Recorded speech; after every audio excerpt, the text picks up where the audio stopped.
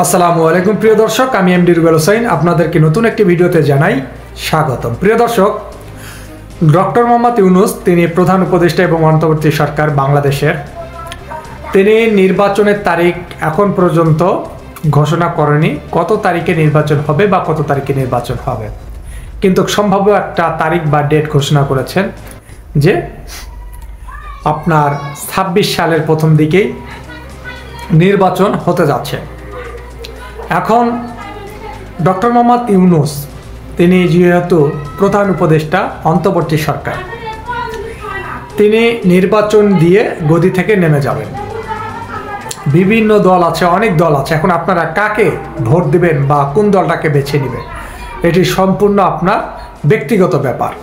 আর এখানে ব্যক্তিগত ব্যাপার হলো আপনার ছেলে মেয়ে, আপনার বাবা মা, আপনারা কিভাবে ভালো থাকবেন, কিভাবে আগামী ভবিষ্যতে এগিয়ে যাবেন, দেশকে ভালো রাখবেন, দেশের জনগণকে কিভাবে ভালো রাখবেন, দেশের মানুষ কিভাবে শান্তিতে থাকবে, দেশের অর্থনৈতিক ব্যবস্থা, দেশের অর্থনৈতিক কাঠামো, দেশের কৃষি পণ্য, দেশের আমদানি রপ্তানি, দেশের বাণিজ্য বিভাগ, দেশের সব কিছু কীভাবে ডেভেলপ হবে এবং কোন দলের হাতে গেলে সব কিছু ঠিক থাকবে, এটা নির্ণয় করতে হবে আপনাকে।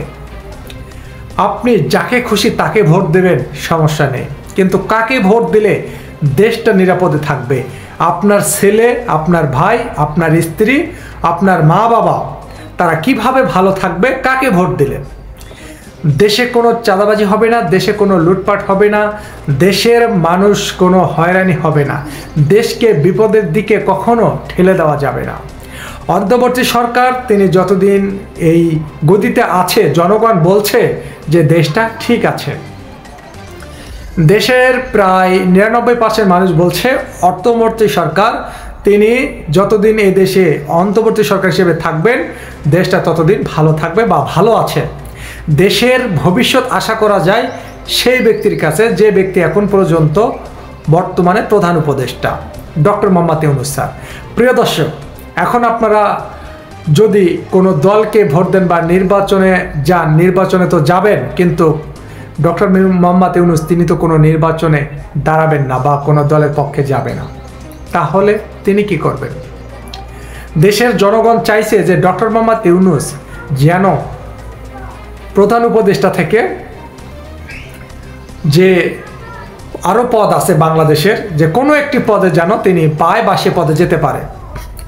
ধরেন রাষ্ট্রপতি,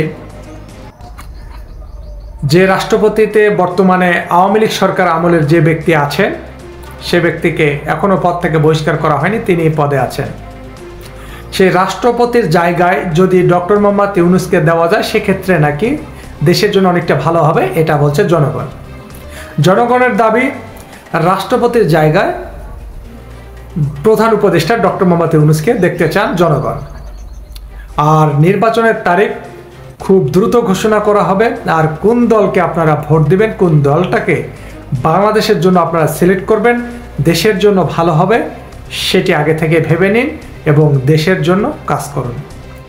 আপনারা আপনাদের মতামত অবশ্যই কমেন্ট বক্সে লিখে জানাবেন। আপনাদের সাথে আবারও দেখা হবে নতুন কোনো ভিডিওতে। ভালো থাকবেন। আমি এমডি রুবেল হোসেন। আল্লাহ হাফেজ।